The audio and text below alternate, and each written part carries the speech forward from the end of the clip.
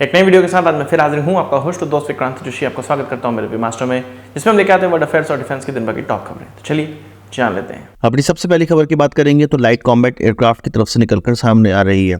हमें से बहुत लोग ये पूछते हैं, ये प्रश्न करते हैं या मन में ख्याल आता है कि HAL जब 16 से ज़्यादा एयरक्राफ्ट, 12 से ज़्यादा एयरक्राफ्ट एक साल में नहीं बना पा रही है तो प्राइवेट सेक्टर के द्वारा इसकी एक प्रोडक्शन लाइन बना देनी चाहिए, जिससे कि इसका प्रोडक्शन तेज हो जाएगा और HAL के साथ मिलकर वो काम करेंगे।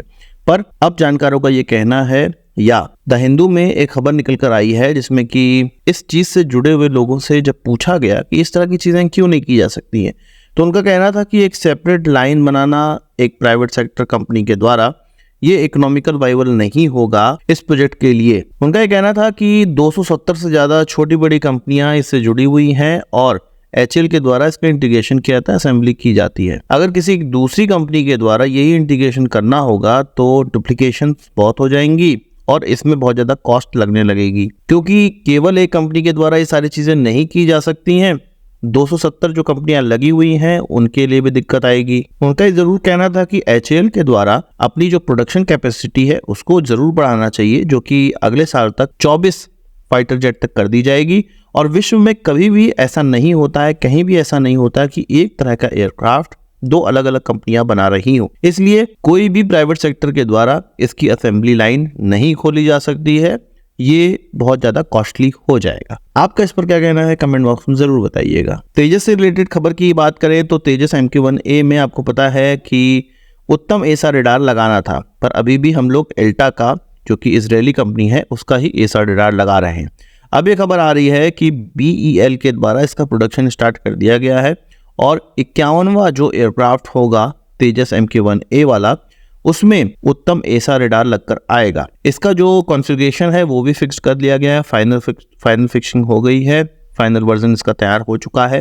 पहले उत्तम एसा रडार जो कि तेजस के लिए बना हुआ था उसमें 720 मॉड्यूल लगकर आ रहे थे, TR module, transmitter receiver module. अब जो लगकर आएंगे या जो फाइनलाइज किया गया है वो 980 TR मॉड्यूल फाइनलाइज किए गए हैं, जो कि इसको एक बेहतर एसा रडार बना देता है। ज्यादा TR मॉड्यूल का मतलब ये है कि इसकी जो कैपेबिलिटी है, डिटेक्शन कैपेबिलिटी, वो बढ़ जाने वाली है। तो 980 प्लस TR मॉड्यूल के साथ उत्तम एसा रडार एक वर्ल्ड क्लास एसा रडार बनेगा। इसका मतलब ये है कि तेजस के आगे की जो वेरिएंट होंगे MQ-1A में ही जो आगे के वेरिएंट होंगे उसमें भारत रडार के मामले में सेल्फ रिलायंट हो जाएगा। बस अब एक इंजन ही बचता है जिसमें कि हमें सेल्फ रिलायंट होना है, क्योंकि इंजन के कारण ही अभी तक हमारे जो 14 तेजस MQ-1A डिलीवर हो जाने चाहिए थे वो असेंबली लाइन में ही अटके हुए हैं, अपने इंजन का इंतजार कर रहे हैं। बात इल्बिट की चली है तो इल्बिट के द्वारा, जो कि इजरायली डिफेंस फर्म है, उसके द्वारा भारत के सामने एक प्रपोजल रखा गया है जिसमें कि मीडियम एल्टीट्यूड लॉन्ग एंड्योरेंस यानी कि माले और हाई एल्टीट्यूड लॉन्ग एंड्योरेंस यानी कि हाले या हल भी कहते हैं इसको, इस तरह के अनमैन्ड एरियल व्हीकल भारत के साथ भारतीय आर्म फोर्सेस के लिए वो लोग डेवलप करना चाहते हैं। ये केवल लाइसेंस प्रोडक्शन की तरह नहीं होगा, इसके IP राइट्स भी भारत को मिलेंगे, या भारतीय कंपनी जो कि इसमें इन्वॉल्व रहेगी उसको IP राइट्स भी मिलेंगे और उसको इसमें फेरबदल करने का अधिकार भी प्राप्त होगा।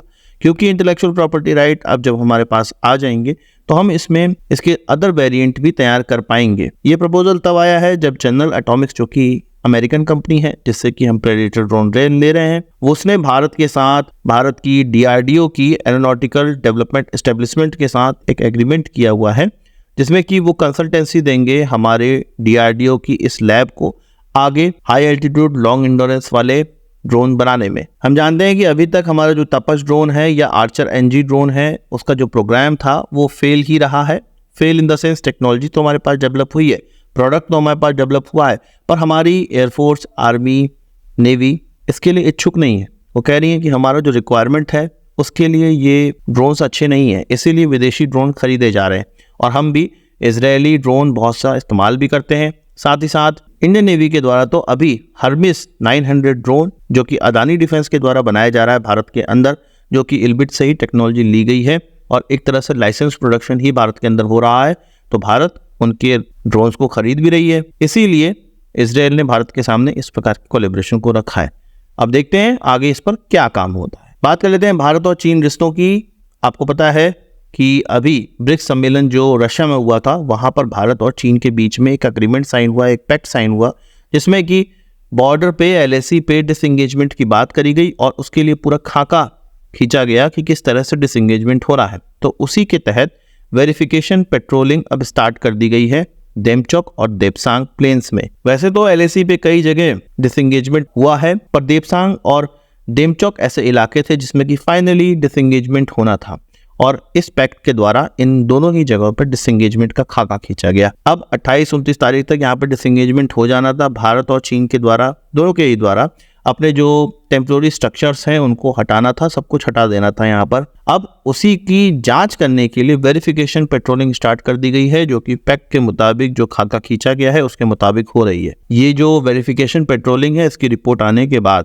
मतलब अगर दोनों तरफ से ही सेम चीज़ें की गई हैं, हर चीज़ें हटा दी गई हैं, तब एक कोऑर्डिनेटेड पेट्रोलिंग होगी जिसमें कि खाका खींचा गया है कि किस दिन किसके द्वारा पेट्रोलिंग की जाएगी, किस दिन साथ साथ पेट्रोलिंग की जाएगी। ये सारी चीज़ें उस डॉक्यूमेंट में है और उसके हिसाब से आगे बढ़ा जाएगा। बात कर लेते हैं व्हील्ड आर्मर्ड प्लेटफॉर्म की, जो कि DRDO के द्वारा डेवलप किया गया था और 3 कंपनियों को उसको टेक्नोलॉजी ट्रांसफ़र करी गई थी, जिसमें कि टाटा भी एक कंपनी थी और टाटा के द्वारा भी DRDO के साथ मिलकर इसकी टेक्नोलॉजी में प्रतिभाग किया गया था, टेक्नोलॉजी डेवलपमेंट में प्रतिभाग किया गया था। और हम जानते हैं कि टाटा के द्वारा इस पर बेस्ड जो आर्मर प्रोटेक्टिव व्हीकल है या आर्मर कैरियर व्हीकल है वो मोरक्कन आर्मी को बेची जा रही है। पर मराकेश इंटरनेशनल एयर शो में जब टाटा एडवांस लिमिटेड के द्वारा अपना ये व्हीकल सामने दिखाया गया तो इसमें बहुत सी चीज़ें और निकल कर आई हैं और इसकी तस्वीरें कुछ और ही बयां कर रही हैं। एक तो ये बात कि टाटा के द्वारा 400 यूनिट इस आर्मर्ड प्लेटफॉर्म की बेची जाएंगी मोरक्को को। वो अलग अलग कॉन्फ़िगरेशन में होंगी, जिसमें कि 150 इसकी 8x8 जो नॉर्मल कॉन्फ़िगरेशन है, जो कि ट्रूप को एक स्थान से दूसरे स्थान तक ले जाने वाला एक वेरिएंट होगा, उसकी 150 की संख्या में खरीद की जा रही है। इसके अलावा इसमें गन्स लगी हुई भी देखी जा रही हैं। कुछ और चीज़ें हैं जैसे कि इसमें electronic warfare and jamming system लगा हुआ देखा जा रहा है। इसके अलावा इसमें 30 mm की कॉम्बैट टरेट देखने को मिल रही है। 12.7 mm की रिमोटली कंट्रोल्ड मशीन गन देखने को मिल रही है। मुख्य आकर्षक तो इसमें 105 mm की टैंक हंटर गन भी देखने को मिल रही है, जिससे कि दूसरे टैंक को न्यूट्रलाइज करने की क्षमता भी इस व्हीकल के अंदर आ जाती है। इसके अलावा एंटी टैंक और एंटी पर्सनल मिसाइल्स भी देखने को इसमें मिल रही है। कुल मिला के मोरक्कन आर्मी के लिए ये एक पावर पैक सिस्टम बन गया है और ये जो सिस्टम्स हैं वो दूसरी कंपनीज के लग रहे हैं। ज़रूरी नहीं है कि सारे टाटा के ही हो, अदर कंपनियों से ये सारी गन लेके इसमें असेंबल किया जा रहा है। मोरक्कन आर्मी के द्वारा भारत के एक ऐसे प्लेटफॉर्म को एक घातक प्लेटफॉर्म में कन्वर्ट किया जा रहा है जिसकी भारत में पूछ बहुत कम हो रही थी। आपका इस पर क्या कहना है, कमेंट बॉक्स में बताइएगा। बात कर लेते हैं पाकिस्तान की। पाकिस्तान की तरफ से हमारे LOC के निकट आर्टिलरी टेस्टिंग की गई है। आर्टिलरी टेस्टिंग में SH-15 जो कि चीन के द्वारा एक माउंटेड गन सिस्टम है पाकिस्तान को दिया गया है, उसको चेक किया गया। साथ ही साथ अदर गल्फ कंट्रीज के साथ, वेस्टर्न यूरोपियन कंट्रीज के साथ और तुर्की के साथ एक्सरसाइज हो रही हैं और अलग अलग प्रकार के आर्टिलरी गन्स की टेस्टिंग भी की जा रही है। इसमें रिफर्बिश्ड M109 भी शामिल है जिसकी की मारक क्षमता 24 किलोमीटर की है और 40 सेकंड के अंदर 6 शेल इसके द्वारा लॉन्च किए जा सकते हैं। ये एक वेस्टर्न यूरोपियन कंट्री के द्वारा पाकिस्तान को दिया गया है। साथ ही साथ टर्की के द्वारा भी कुछ आर्टिलरी गन्स अपनी लेकर आए वो लोग और यहाँ पर ट्रायल किया गया है। इसका मतलब है कि पाकिस्तान ये दिखाना चाहता है भारत को कि गल्फ कंट्रीज, तुर्की और कुछ वेस्टर्न यूरोपियन कंट्रीज हथियार डेवलपमेंट में पाकिस्तान का साथ दे रही हैं। आपका इस पर क्या कहना है, कमेंट बॉक्स में जरूर बताइएगा। आज की इस वीडियो के लिए बस इतना ही। आशा करता हूँ वीडियो पसंद आया होगा। आपको एक बड़ा जरूर देंगे। इस वीडियो से संबंधित सवाल सुझाव कमेंट बॉक्स में जरूर लाइएगा और यदि आपने मेरा चैनल सब्सक्राइब नहीं किया उसे भी कर लीजिए, क्योंकि हम इस प्रकार की वीडियो लाते रहते हैं। नमस्कार, थैंक यू, जय हिंद।